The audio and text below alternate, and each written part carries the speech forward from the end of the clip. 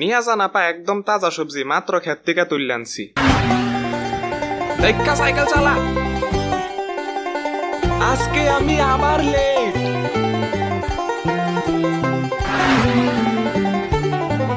ভাই মনে হয় আজকেও লেট।